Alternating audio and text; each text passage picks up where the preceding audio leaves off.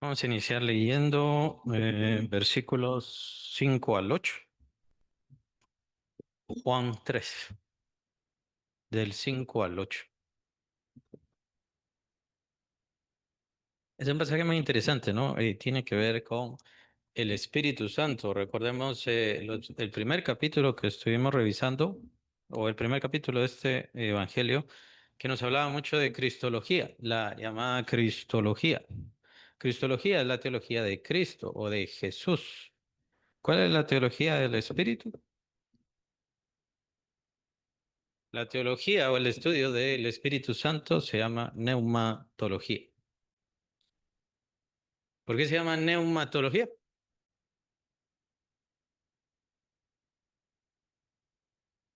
¿Se recuerdan el sufijo logía? ¿Qué significa? Estudio.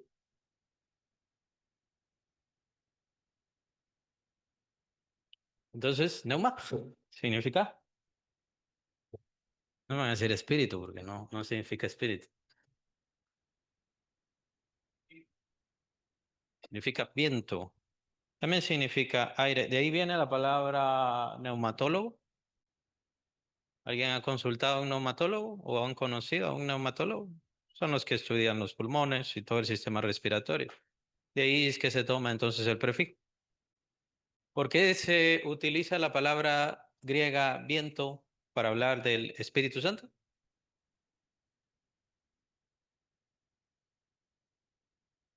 ¿Cómo se menciona en el Nuevo Testamento la palabra espíritu o lo que significa espíritu, Espíritu Santo?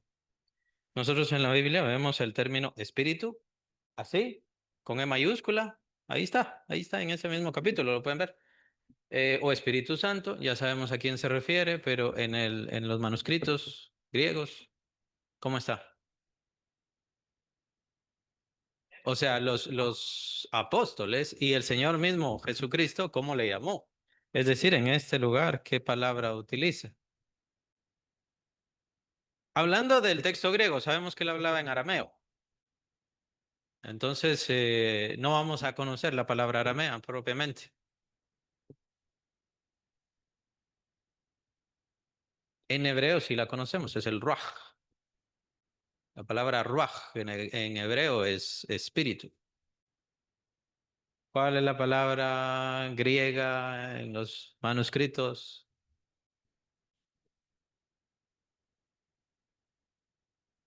¿Cómo? Neuma. De ahí es que viene la palabra neuma. Solamente que se utiliza una P antes. El neuma. No puedo decir, ellos no tenían alguna diferencia propiamente entre mayúsculas, minúsculas, nombres propios y diferentes cosas. Yo entiendo que lo sacaban por medio del contexto y es por medio del contexto que se interpretaron cuando decía espíritu en general, porque recordemos que el espíritu es algo general que tenemos todos. En capítulo 6 de Génesis se menciona el espíritu de vida que tienen los animales. Sabemos que los animales no tienen alma, por eso ellos no tienen sentido de eternidad, pero sí se menciona en el capítulo 6 de Génesis el espíritu de vida. Y siempre que se menciona espíritu tenemos que utilizar la palabra neuma en griego, y la palabra ruach en hebreo. Ruach es en hebreo. ¿Por qué es importante entender esto del término? Porque el Señor Jesucristo aquí mismo nos está dando el término. Esto es pura neumatología, lo que está dando el Señor, o sea, la teología del Espíritu Santo. ¿Y de dónde viene entonces el nombre del Espíritu Santo? Ya ahora lo entendemos. Espíritu significa, o utilizaban el término neuma, y neuma significaba viento. Ahora, nos hace una descripción el Señor Jesucristo en estos mismos pasajes que estamos viendo, especialmente el versículo 8. El viento sopla de donde quiere y oyes su sonido, mas ni sabes de dónde viene, ni a dónde y a dónde va, a dónde irá. No, perdón, a dónde va.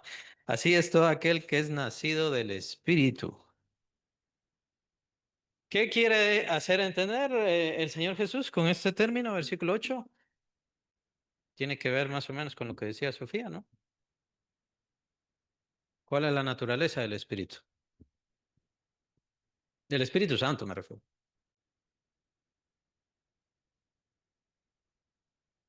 Porque antes de seguir todo el texto tenemos que ver porque hay términos de neumatología muy importantes aquí.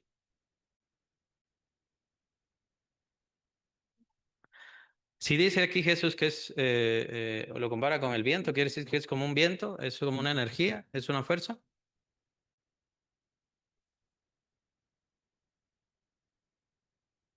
Es que esos términos no los podemos aplicar porque son términos que se aplican al alma. Decir aliento no tiene nada que ver el espíritu porque nos vamos a confundir. Entonces, si decimos aliento, no digamos aliento de vida. El aliento de vida es específicamente el alma. La palabra alma significa aliento. Incluso soplo podría significar, y en griego y en hebreo es la misma historia. Entonces, no confundamos el aliento con el viento, que son los términos dados a lo espiritual o al espíritu o al Espíritu Santo. Viento. Aliento ya es algo dado por Dios, lo cual llamamos alma, que es nuestra naturaleza eterna, nuestra personalidad, nuestro yo. ¿Quién es? El Espíritu Santo. Parte de la Trinidad. Bueno, sí, de la Trinidad. Bueno, sí, esas características las tenemos que meter en Dios. Si Él es Dios, entonces, ¿qué características tiene?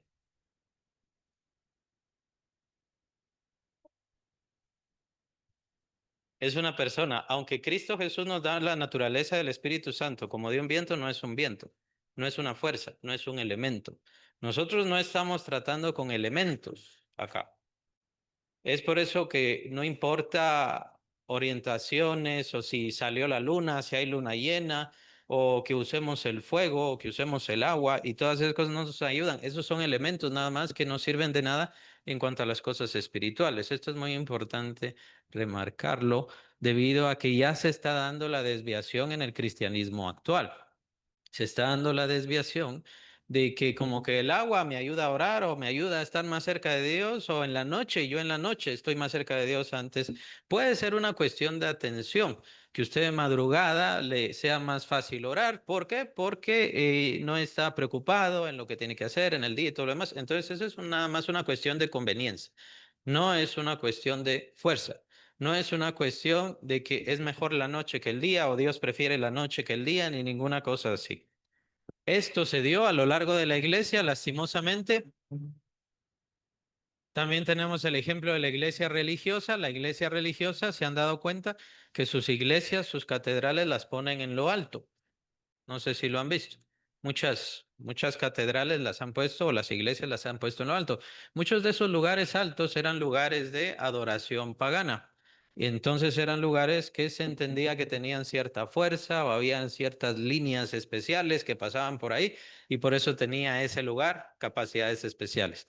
Por cierto, esa es la razón también por la cual enterraban muertos en las iglesias. Entierran muertos en las iglesias porque se piensa que esa carga espiritual le va a dar más poder o más potencia a ese lugar.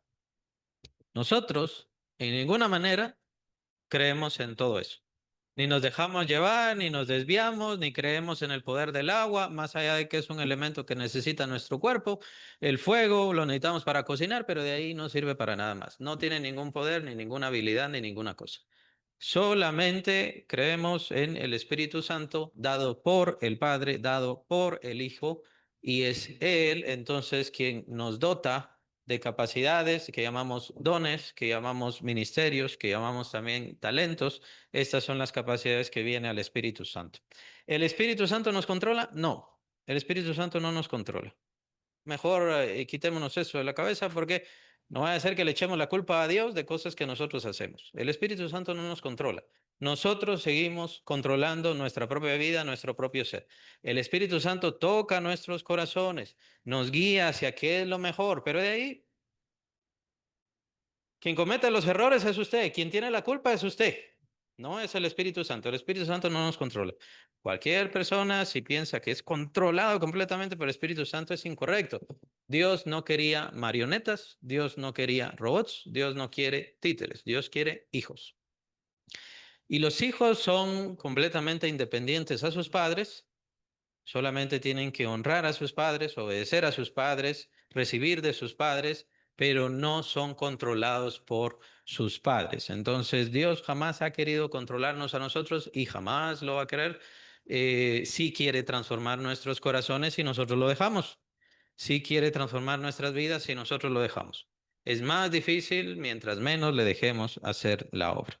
Ahora, es una persona, pero sin cuerpo. Es una persona, pero que no le podemos tocar, ver, abrazar. Pero ¿cómo le podemos percibir? Dice el Señor Jesús en ese versículo 8.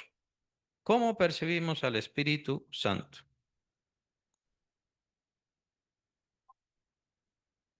Se oye al Espíritu Santo, se percibe escuchándole. ¿Cómo escuchamos al Espíritu Santo entonces? Más adelante el Señor Jesucristo nos va a dar estas claves, es muy interesante, nos hace falta muchos capítulos para ver todo eso, pero de una vez se los adelanto si quieren. El Señor Jesucristo les dice, Él los mostrará, los llevará a toda la verdad, es decir, todo lo que el Señor Jesús no dijo, Él lo va a hacer entender. Entonces, por eso tenemos que comparar esto con escuchar. Percibimos al Espíritu Santo escuchándole. También dice el Señor Jesús en otro pasaje, siempre también en este mismo Evangelio, Él os recordará todo lo que yo os dije, os recordará todo lo que yo os dije. Y acabo de mencionar entonces, ¿qué viene a hacer el Espíritu Santo en nosotros? Nos da talentos, nos da dones, esto es para que sirvamos al ministerio, capítulo 4 de Efesios, lo dice claramente el apóstol Pablo, y estos son dados, son dones dados por el Señor Jesucristo por medio del Espíritu Santo. Es muy importante entender estas características porque se piensa, y también vienen ciertas desviaciones actuales en donde percibir al Espíritu Santo es percibir alguna cosita rara, siento un calor, cierto fuego, siento un aire, hay un viento, como el Espíritu Santo es un viento, entonces él se pone a soplar adentro de las iglesias. Pero la Biblia es más que clara y por eso veamos bien y quedémonos con las características bíblicas. El Espíritu Santo habla a nuestros corazones. No nos va a hablar audiblemente, no vamos a oír la voz de Dios. Si queremos pensarlo así, si va a hablar a nuestros corazones, va a usar nuestra misma voz, pero por medio de la palabra de Dios. Es importantísima la palabra de Dios. Si usted no conoce la palabra de Dios, el Espíritu Santo no le está hablando. Es la primera cosa. Es cierto que se sienten un tantito mal los hermanos, pero por eso lo hago ahorita en general. Mire, cuando digan es que yo soñé, yo tuve un sueño, es que yo siento tal cosa que va a pasar y piensan que es el Espíritu Santo quien les está hablando. Yo lo primero que veo es si conocen la palabra, actúan conforme a la palabra, entienden la palabra de Dios, si no todo es mentira. Mejor ni siquiera le crea. No le crea a sus sueños, no le crea a sus pensamientos, no le crea a sus ideas. El Espíritu Santo no le puede hablar si no tiene la palabra de Dios en su corazón. Lo dice el mismo Señor Jesucristo. Él os recordará todo lo que yo os he dicho. Él os recordará todo lo que yo os he dicho. Si no tiene la palabra de Dios y si no habla conforme a la palabra de Dios, entonces el Espíritu Santo no le está hablando. No sé quién le está hablando y eso es el problema. Porque al tratar este tema, no es que vamos a tratar, pero sí es si se los dejo en su mente para que estén meditando, porque hay que tratar las cuestiones espirituales, o sea, los temas espirituales. Hay iglesias ya con otros espíritus, hay iglesias ya con espíritus ajenos al Espíritu Santo. Ya que estamos viendo este tema, es muy importante ver esto, porque hay iglesias en donde hay profetas que están hablando o profetizando sobre apóstoles. Eso es mentira. Pero más allá de que sea mentira, eso genuinamente es el espíritu del anticristo. El espíritu del anticristo es personas que hablan sobre otras personas, que van a alabar a otras personas. ¿Por qué? Porque entre el espíritu profético bíblico de Dios solamente tenemos un ejemplo de que eso sucedió. Ese es. ¿Quién habló? ¿Quién fue profeta y habló de otro hombre, de otra persona? Juan el Bautista. Es el único. Habló de Cristo Jesús, señalando, este es el Hijo de Dios, este es el Mesías, este es el Cordero de Dios. Nada más ven a otra persona que diga, yo soy profeta de Dios y vengo a hablarles del apóstol, ese es el espíritu del anticristo, ya con eso. Y eso quiere decir que ya estamos viendo iglesias actualmente con el espíritu del anticristo en donde piensan que es piensan que es el Espíritu Santo. Si una persona va a responder al respeto, al amor, ¿qué más? Una fuerza, un elemento tiene sus conductores, lo que usted necesita, los elementos para hacer fuego que necesita, oxígeno, combustible, ta, ta, ta. Pero una persona no. En una persona usted necesita ¿qué? Tratarle. ¿Qué pasa si hay desinterés? ¿Qué pasa si hay desprecio? ¿Qué pasa si se le dice no me preocupas? Yo puedo insultar el fuego y el fuego no le va a importar. Puedo insultar el viento y el viento va a seguir corriendo. Pero a una persona no.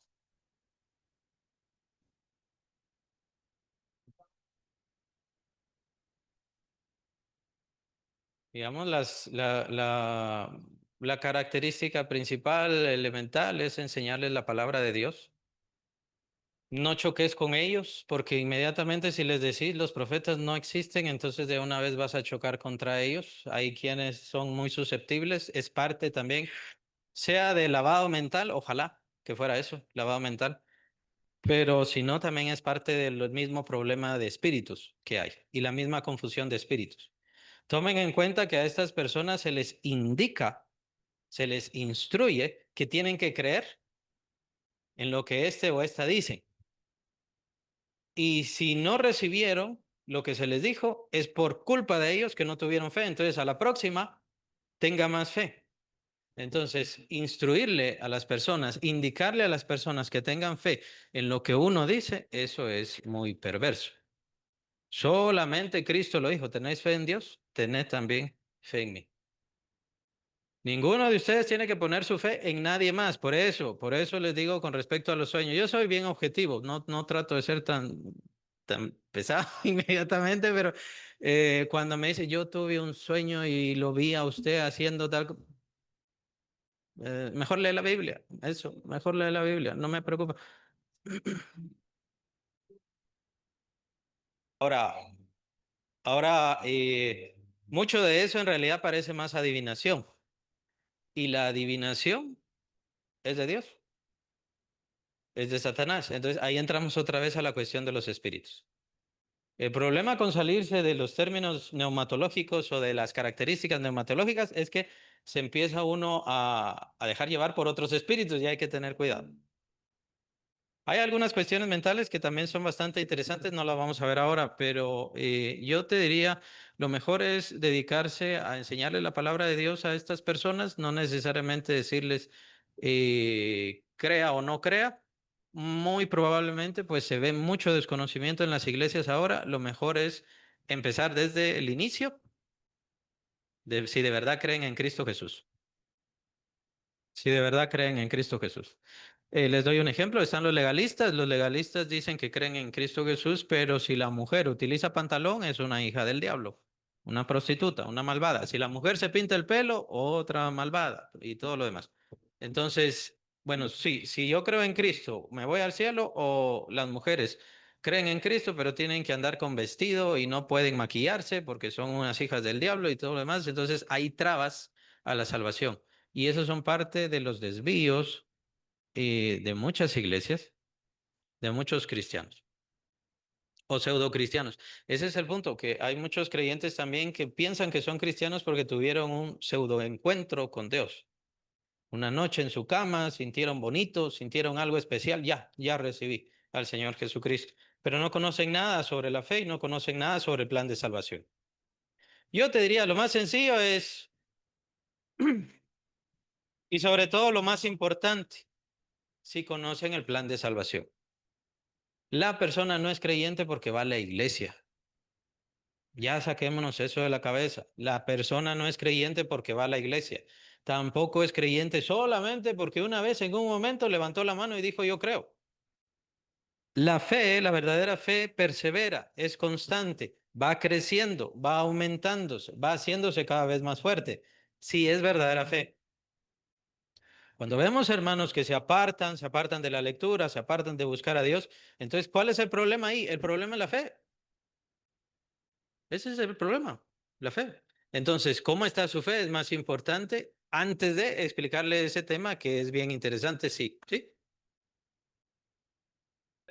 No, no. También viene ese es un fenómeno y por eso es que no es solamente culpa del profeta o de estos, sino que es culpa de la gente. La gente no le interesa oír la palabra de Dios formalmente. Lo que quieren es un espectáculo. Yo tuve un sueño y en el sueño salían, o sea, si lo lee en la Biblia, ahí está.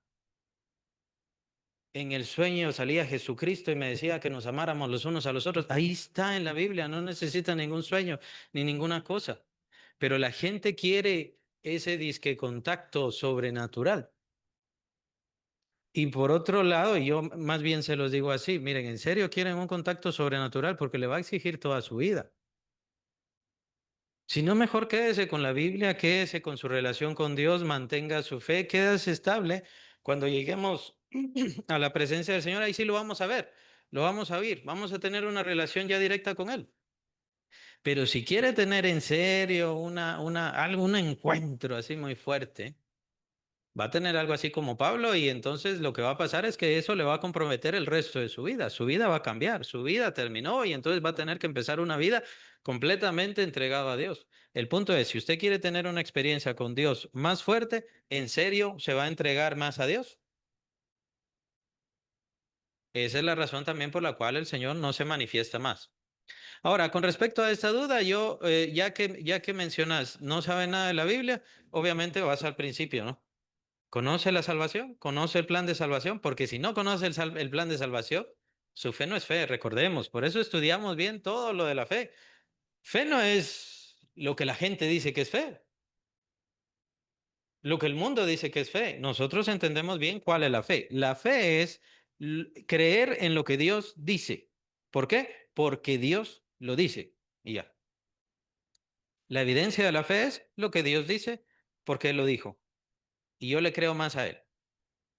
Entonces, muchas personas, está bien, no están creyendo en ídolos, no están teniendo imágenes enfrente, no están poniendo altares, velas o diferentes cosas, no están creyendo en otros libros aparte de la Biblia, pero tampoco es que estén poniendo su fe en lo que Dios dice que es fe. Y en el caso de la salvación, recordemos que hay que poner nuestra fe en el Señor Jesucristo, en lo que Él hizo, en lo que a Él le pasó, que es la resurrección de entre los muertos. Y así como Él resucitó, yo creo y yo sé que yo voy a resucitar. Si esa persona tiene esa fe y tiene esa seguridad, entonces se salva. Entonces estás descubriendo un problema, luego otro, luego otro, luego otro, pero en realidad vamos al centro. Por eso es que la Biblia es práctica y es fácil. No, vamos al centro. ¿Qué crees sobre la salvación? ¿Sigue creyendo sobre la salvación? Todas esas cosas. Y sí, lastimosamente a muchos, eh, pues en teoría, hermanos o hermanitos, pues en realidad les falla mucho la cuestión de la fe en la salvación. Y por eso es que estamos nosotros y por eso es que el Señor nos aguanta a nosotros todavía, porque nosotros todavía tenemos esta simpleza de fe y tranquilidad y nos apegamos a las cuestiones bíblicas.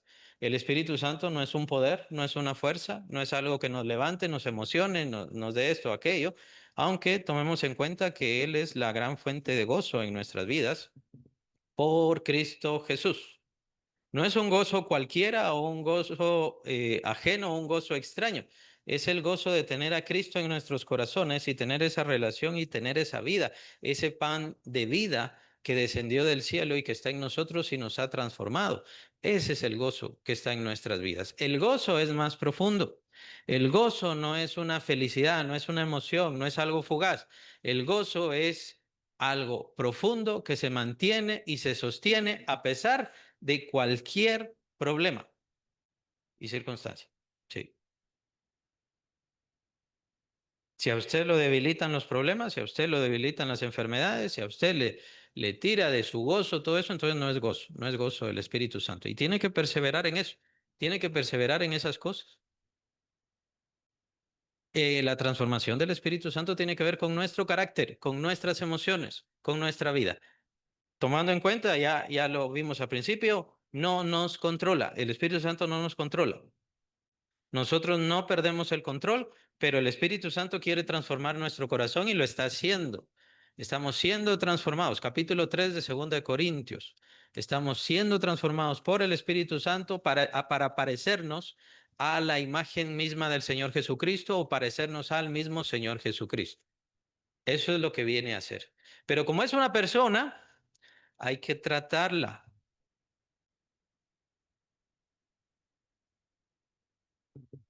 ¿Y cómo tratamos al Espíritu Santo? ¿Le hablamos al Espíritu Santo? ¿Le pedimos al Espíritu Santo? ¿Estamos con el Espíritu Santo? Como aquel libro 40 días contigo, Espíritu Santo. ¿Será que es así?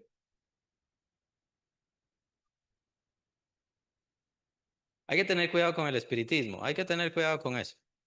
La Biblia nos mantiene en forma coherente y correcta, por eso ya sabemos muy bien cuál es el proceso o los pasos de la oración. El proceso es que oramos al Padre. El Hijo también escucha. Pedid al Padre. Lo dice el Señor Jesucristo. Y pidamos al Padre en el nombre del Hijo. No hace falta que le estemos pidiendo al Espíritu Santo. ¿Por qué? Porque le pedimos al Padre y el Espíritu, y puede ser que el Espíritu Santo responda de una vez, o el Padre le dice al Espíritu, o el Hijo le dice al Espíritu Santo. ¿Quiere tener una relación más profunda con el Espíritu Santo? Lea la Biblia. No necesita ningún método, no necesita ninguna forma. No necesita irse a un lugar especial apartado y alejarse completamente de sus actividades, hacerse un poco ermitaño o alguna cosa así. Esas son cuestiones espiritistas. Acuérdense que José Smith por eso es que desarrolló la religión mormona. Y ni siquiera eso que se fue no sé cuántos meses ahí con su compañero a un bosque solos. Pero no se la ideó él. José Smith se ideó su idea del mormonismo de la masonería. Viene de la masonería. Formalmente no es una religión, es como una especie de club raro, extraño, ¿no? Pero de ahí fue que la sacó. Por eso fue que lo mataron. No lo mataron porque era tan bueno, porque era tan justo. Lo mataron por revelarle los secretos de la masonería. Entonces, no. No hace falta que vaya a un su fin de semana especial, que se aparte, que se vuelva ermitaño, ermitaña o alguna cosa así para estar con el Espíritu Santo. Lo que necesita es estar leyendo la palabra de Dios y estar orándole al Padre Celestial y el Espíritu Santo irá afinando sus sentidos. Tiene que aprender a oír la voz de Dios, tiene que aprender a conocer el carácter, las características de Dios. Entonces el Espíritu Santo irá afinando sus oídos para que sea transformado o transformada por el Espíritu Santo. Que eso no les gusta a los creyentes. No queremos que el Espíritu Santo nos transforme. Sí quiero que el Espíritu Santo transforme a aquel, sí quiero que el Espíritu Santo transforme a aquella, pero no quiero que me transforme a mí. Y se pone peor, porque no es que me va a transformar a una forma gloriosa, vistosa, dichosa, sino me va a hacer a la forma, a la usanza de la humildad, de la pureza, de la sencillez de el Hijo de Dios. Tomen en cuenta que el siervo perfecto fue el Señor Jesucristo. Él se sujetó en todo sentido siendo Dios. Se sujetó completamente. Nosotros estamos sujetos. ¿Nos gusta sujetarnos? ¿Nos gusta que nos sujeten? Convertirnos por amor en esclavos de Cristo, ese es el propósito del Espíritu Santo. Y si usted dice, yo lo oigo, Él me habla, yo lo entiendo, pero no se parece más y más a ese esclavo perfecto que fue Cristo Jesús, a ese siervo perfecto, de tal manera que mi vida sea para servir a los demás como lo fue el Señor Jesucristo, entonces no está escuchando al Espíritu Santo. No importa que cuántos dones o cuántas manifestaciones se inventen, ¿no? El don de la risa, el don de tirar gente. Eso no es la gloria del Espíritu Santo. La gloria del Espíritu Santo es que usted y yo nos parezcamos más a Cristo Jesús. Que me deje de enojar, que me deje de pelear, que tenga más amor. Y siempre cuando menciono eso, hay como que hermanos que miran a los demás, sí, aquel necesita, aquel otro necesita. No, todos nosotros necesitamos muchos cambios, todos nosotros. Ese es el trabajo del Espíritu Santo. Si usted lee mucho la Biblia, si usted lee mucho la Biblia, pero no está siendo transformado o transformada por la Biblia, no le está sirviendo de nada. La misma historia es con la oración y no digamos con venir a la iglesia. Venir a la iglesia, pues sabemos que aquí está la presencia de Dios, aquí está el Espíritu Santo, pero no es que lo vamos a tocar, no es que lo vamos a abrazar, pero Él nos ve y nosotros el propósito es que le oigamos, que le escuchemos. Poco a poco, con el paso del tiempo, vamos a ir escuchando más. El Espíritu Santo puede tocar nuestros corazones por medio de la palabra de Dios, así como por medio de las alabanzas, ese es el propósito, los mensajes, las predicaciones, ese es el propósito. Tomen en cuenta que, bueno, aquí no se ve porque está el pizarrón, pero el púlpito o el podio de predicación es uno de los grandes beneficios de la Reforma. Acuérdense, antes de la Reforma, 1500, antes de la Reforma, ¿qué hay enfrente, en el centro de las iglesias? ¿Qué había? ¿Y qué sigue habiendo? Obviamente estoy hablando de la iglesia religiosa. Ahí aparece en la televisión, lo ven todos los días, el altar. El altar eucarístico. ¿Y entonces qué pasó con la predicación? La predicación la pusieron del lado o en algún lugar así. Cuando vino la reforma, se quitó el altar eucarístico y entonces se puso el podio, el pedestal o el púlpito de predicación, haciendo entender que ese es el centro y cómo Dios da vida por medio de su palabra. Tomen en cuenta que la palabra de Dios nos purifica, nos da vida, nos alimenta. Ese es el propósito. Eso vino gracias a la reforma. Todavía quedó un tantito la desviación, un tanto, llamémosle así, o yo le llamo así, que la gente sigue llamándole altar aquí a este lugar. Este no es un altar, este es una tarima, ¿no? Ah, o un escenario, no es un altar. Pero todavía hay quienes lo siguen usando, ¿no? Y también cuando se habla sobre evangelismo, venga al altar, entréguele su vida a Cristo, vaya, está bien. Pero formalmente no es un altar es un lugar de sacrificio. Y esta palabra de altar sí viene de la iglesia religiosa precisamente porque ahí se hace un sacrificio, esa es la idea. Nosotros entonces quitamos eso, como protestantes se quitó desde ese momento y se puso el podio de predicación, porque es en el podio de predicación en donde se manifiesta Cristo, donde se manifiesta Cristo. Qué bueno fuera que los creyentes todavía entendieran o creyeran o tuvieran la convicción que en el momento del mensaje es ahí donde se manifiesta Cristo, porque le tendrían más respeto. Pero sucede la misma historia. Vean, hermanos, yo no puedo decir, el Señor se manifiesta más en este servicio, se manifiesta más en aquel servicio, pero yo he visto cómo el Señor se manifiesta en nuestras oraciones, como servicios de hogar, como servicios de oración. He visto cómo el Señor se manifiesta. El Señor le agrada esta reunión, esta asamblea. Recuérdense que la palabra iglesia es una palabra que significa, o la que utilizó el Señor Jesucristo como iglesia. La iglesia no es el lugar, ni lo que llaman altar, la iglesia, somos nosotros y es en esta reunión donde también se va a manifestar el Señor Jesucristo. Puede darnos señales, sanidades, y obviamente por medio de su Espíritu Santo. Puede darnos señales, como sanidades, como milagros, manifestaciones, provisión, bendiciones, pero sobre todas las cosas lo que buscamos y lo que esperamos al estar en la iglesia es transformación, transformación. Y lo que cada creyente debe estar buscando al estar en la iglesia es transformación, que su vida sea transformada por el Espíritu Santo. Tomen en cuenta esto, también lo digo porque en la iglesia contemporánea se está perdiendo la idea esta que vino de la Reforma en donde el centro era la predicación. Ya se está quitando eso. El centro ya no es la predicación, el centro es una pantalla, un montón de cosas o puede ser efectos especiales. Ya el predicador ya no es un predicador, es más bien un, ¿cómo se llama aquellos motivadores? Un animador, un coach. Y le siguen llamando predicación, es lo chistoso, ¿no? Le siguen llamando predicación. No porque tenga un método cuadrada la predicación, pero sí tiene un don. Para predicar hace falta el don que da el Espíritu Santo. Y a eso, todo eso se está perdiendo. Ya no hay que hablar del pecado, por supuesto, ¿no? Ya no hay que hablar del pecado. El problema es que sin hablar del pecado, ¿qué pasa con la salvación?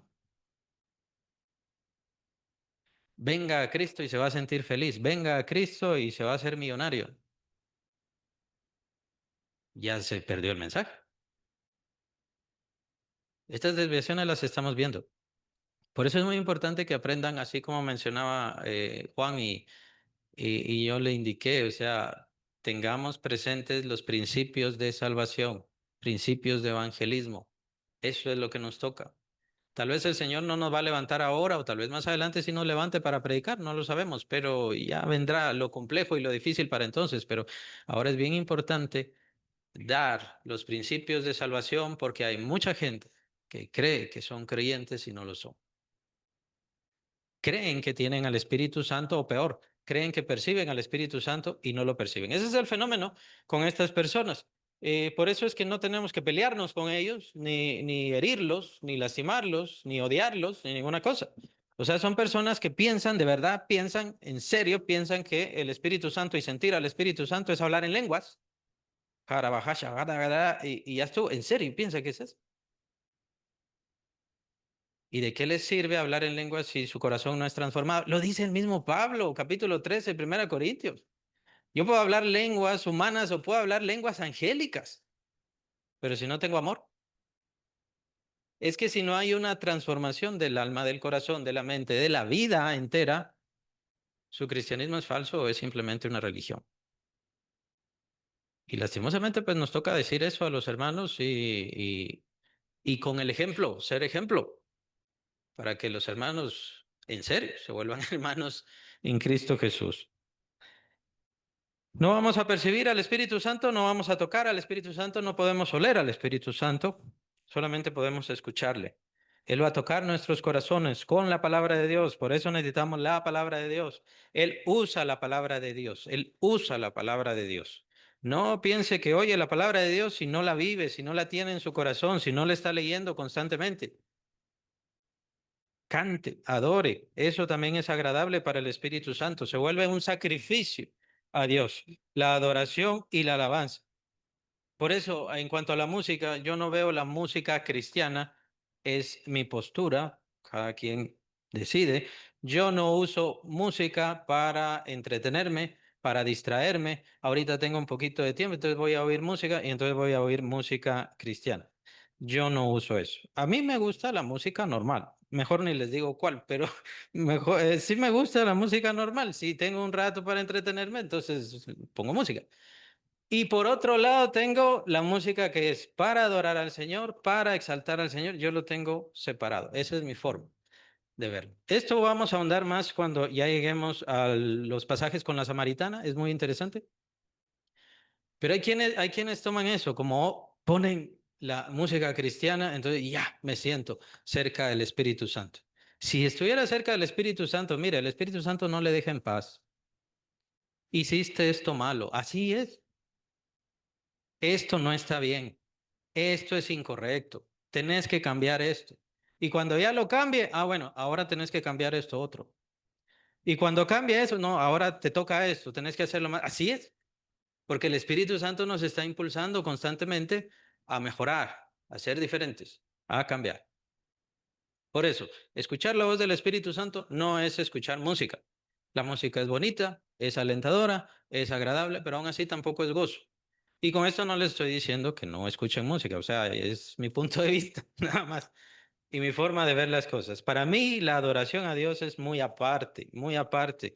Sí me gusta, porque sí me gusta, obviamente. Cuando yo canto, cuando yo adoro al Señor, sí me gusta, pero lo que estoy haciendo es algo más que agradarme a mí mismo. No me estoy agradando a mí mismo. En primer lugar, quiero agradar a Dios. Ese es el trato con una persona. ¿Y cómo se agrada a Dios? Por eso era tan importante la característica que es una persona. ¿Cómo se agrada a Dios? ¿Cómo se exalta a Dios? ¿Cómo se exalta al Espíritu Santo? Diciéndole qué grande es, lo poderoso que es. ¿Cómo se lo decimos? Por eso tomen en cuenta cómo es la adoración. Vean los salmos. Tú sacaste al pueblo de Egipto con mano poderosa, tú hiciste esto, tú arrancaste los árboles, tú hiciste todas estas cosas.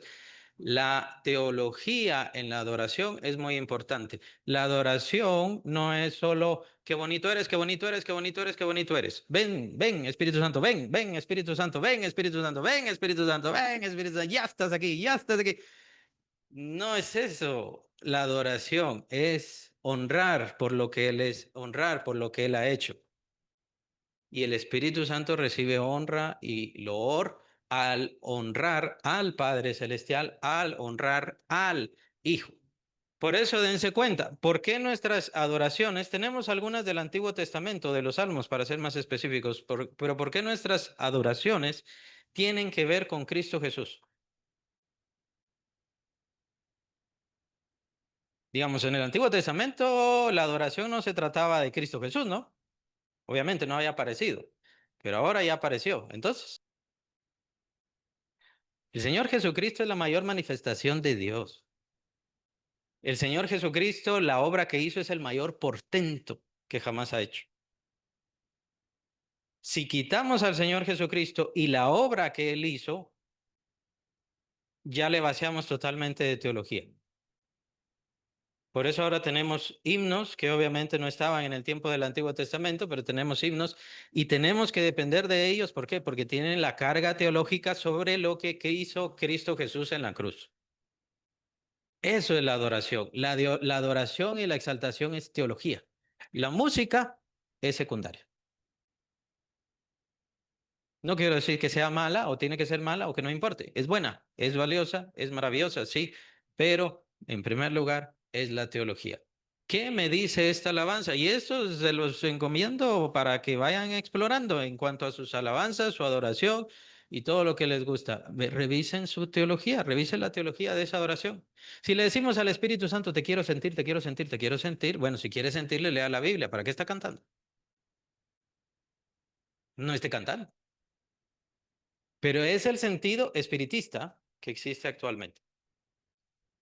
Porque se considera al Espíritu Santo una fuerza, no una persona. No alguien a quien agradar. Y sobre todas las cosas, una persona. ¿Cómo nos comunicamos nosotros? ¿Cómo nos comunicamos? Hablando. Es con hablar. Entonces, ¿qué va a hacer el Espíritu Santo? ¿Y de qué nos va a hablar el Espíritu Santo? Ya casi que se los dije. ¿De qué quiere hablarnos el Espíritu Santo? Ya les dije, nos quiere estar transformando a la imagen de. La adoración tiene que ver con qué, porque Cristo es la mayor obra de Dios que jamás ha hecho, la mayor expresión de amor que Dios ha hecho. Y por lo tanto es la forma como más se puede conocer a Dios. Por eso es que nosotros vamos a hacer no solamente de alabanza en la eternidad, la alabanza de la gloria, de la gracia de Dios por habernos rescatado, sino que también vamos a dar testimonio del gran amor que hizo Dios por nosotros.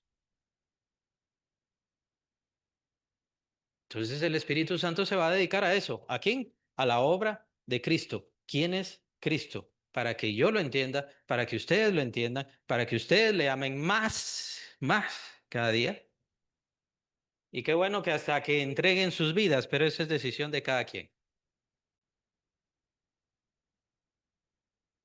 Entonces aquella persona que habla en lenguas, aquella persona que en teoría profetizan o hablan extraño, la idea es evaluarles qué tanto conocen de Cristo Jesús. No en una forma metafísica extraña y extrabíblica, no. ¿Qué tanto conoce de Cristo conforme a la Biblia y qué tanto ha entregado su corazón a Cristo Jesús conforme a la Biblia? Porque la obra del Espíritu Santo es hablar de Cristo Jesús. Por lo tanto, entonces, cuando Él nos muestra a Cristo Jesús, queremos adorar a Cristo y es entonces donde también recibe adoración el Espíritu Santo. De ahí en cuanto a los dones, ministerios, a nosotros no nos incumbe para nada. ¿Por qué? Porque depende del Espíritu Santo. Y el Espíritu Santo va a ver su devoción, va a ver su fe, va a ver su entrega, va a ver su búsqueda, la suya, personal, y dependiendo de eso, va a decidir Sí, ya hay que darle dones. Sí, ya hay que darle ministerio. ¿O no? Es una persona. Nos evalúa. Determina cómo estamos. Determina nuestro carácter. Determina nuestra fidelidad. Con esto no quiero decir que tenemos que ganarnos dones o ministerios. No. Recibimos dones y hay que honrar esos dones y esos ministerios. Y tomen en cuenta, y eso lo vimos en los temas de discipulado, cada uno de nosotros recibimos dones. ¿Está perdón, está honrando su don? ¿Está buscando su don? ¿Está perseverando? ¿Está sirviendo? Porque su don es para servir. Su don no es para que le llamen maestro, maestro, reverendo. Su don es para servir. Sanador, sanadora. Los dones son muy bellos. Son características maravillosas y ciertamente la iglesia necesita más, pero ¿por qué la iglesia ya no tiene tantos dones en general? ¿Por qué la iglesia ya no tiene tantos dones? Porque ha olvidado su sentido y su propósito de servicio. Nosotros como hijos de Dios estamos en esta vida y existimos ahora con el propósito de servicio. Cuando Dios establezca su reino eterno, es para servir, no es para ser servidos, es para servir. Y eso se les olvida a los hermanos. Esto es a lo que nos guía el Espíritu Santo. Básicamente ya les hablé y ya hablamos ahora de todo lo que el Espíritu Santo está interesado en decirnos. Claro, yo se los dije ahora, el Espíritu Santo se los va a decir en cada momento que pueda, cada vez que oren, cada vez que lean. El Espíritu Santo se los va a decir cada vez que escuchen una predicación, constantemente. Por eso es que es mejor una relación con Él, aprender a tener una relación con Él. Cuando nosotros entonces nos apartamos de esa persona, dejamos de escucharle. Viene cuando el don está contristado o el Espíritu Santo está contristado y no se manifiesta en nuestro carácter esa relación más profunda con Cristo. Una forma bastante sencilla, ¿no? ¿Qué pasa cuando el muchacho enamorado ya la novia le dijo que sí? ¿Cómo se siente? ¿Se siente emocionado, feliz, contento, animado? El propósito es que en nuestro carácter se manifieste Cristo. Por eso es que los signos son bastante profundos y deberían tocar nuestra conciencia también. Yo quiero trabajar por el Señor. Esa es la primera línea de uno de los himnos. Yo quiero trabajar por el Señor. De verdad. Soy feliz en el servicio del Señor. ¿Y cómo lo cantan? Soy feliz en el servicio del Señor. ¿Sí? ¿En serio? ¿Es feliz? ¿Ok? ¿Nos da miedo el cansancio? ¿Nos da miedo lo difícil? ¿No saben que por eso está el Espíritu Santo? El Espíritu Santo está ahí para compensar esas cosas que nosotros no podemos compensar o a lo cual nosotros no tenemos alivio. Por eso es tan importante. Voy a ayudar a los hermanos, voy a socorrer, voy a colaborar con mi familia, sí, pero por eso está el Espíritu Santo. Me cansa, me cansa ayudar a los hermanos, me cansa estar orando por enfermos, podría ser. Sí, pero por eso ahí está el Espíritu Santo. ¿Para qué? Para darle alivio, para darle ánimo, para darle fuerza, para darle fortaleza. ¿Por qué no tiene esas experiencias del Espíritu Santo? Porque no está sirviendo. Ahí está la clave. No tengo ganas de ir a orar. No tengo ganas de leer. Vengo muy cansado. Por eso es que cuando empiece a leer, por eso es que cuando empieza a orar, el Espíritu Santo es el que empieza a dar el gozo, el ánimo, la fortaleza. Y hace falta tener una relación, porque con una persona no es una fuerza, es una relación que se tiene que tener. ¿Qué es lo que le agrada al Espíritu Santo? ¿Está feliz el Espíritu Santo? No estoy diciendo que piensen que no está feliz, sino que nosotros todos los días tenemos que pensar si estamos agradando al Espíritu Santo. A eso se le llama estar llenos del Espíritu Santo. Estar llenos del Espíritu Santo no es hablar en lenguas, no es hacer la pseudo borrachera. ¿Y cómo estaría el Espíritu Santo contento conmigo? Es bastante fácil. Ya es lo último. ¿Será que el Espíritu Santo me da consejos? ¿Será que el Espíritu Santo me da sugerencias? El Espíritu Santo me manda. Él es Dios. Y me dice qué es lo correcto. No es como una relación personal, un acuerdo. Yo te doy esto, tú me das esto. ¿Quieres venir acá? ¿Estás contenta? No. Esta relación no es tanto así. Esta relación con el Espíritu Santo es el Espíritu Santo diciendo esto es lo correcto, este es el camino y tienes que hacer esto. Si yo no lo hago,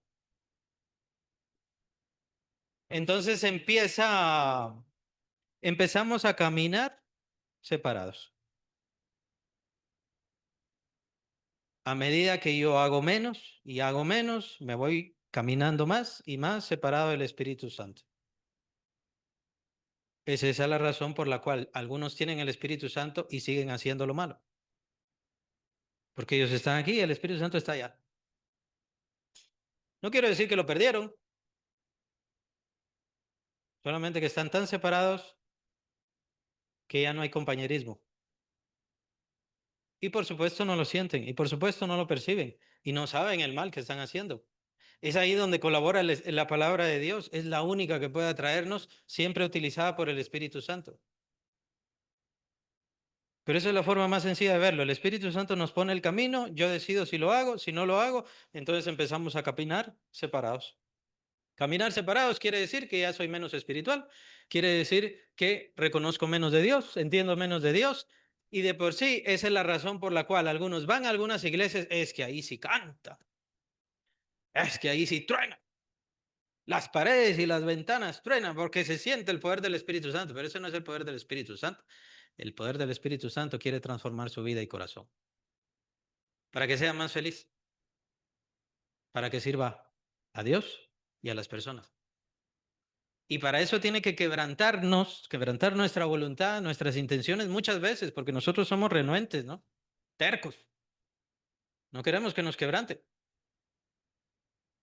Y mientras menos obedecemos al Espíritu Santo, más nos estamos alejando. La idea es que caminemos en ese compañerismo, que caminemos en esa unidad con el Espíritu Santo. Solamente hay una forma, haciendo lo que el Espíritu Santo nos dice que hagamos. Entonces así voy a hacer mi vida y Él va a estar cada vez más cerca de mí, yo más cerca de Él. Él va a nutrir mi corazón, Él va a aliviar mi vida, Él va a transformar mi corazón, me va a dar ánimo, paciencia, consuelo, esperanza. Va a empezar a manifestarse los frutos del Espíritu Santo en mi vida. Esto por la transformación que hace el Espíritu Santo.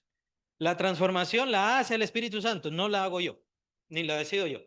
La hace el Espíritu Santo. Capítulo 3 de 2 de Corintios, ahí lo van a ver. Él lo hace. ¿Qué es lo que yo recibo? La manifestación. Cada vez más y más me parezco a Cristo Jesús. Espero que quede bastante claro. No sé si tienen preguntas, comentarios, ya no tenemos tiempo.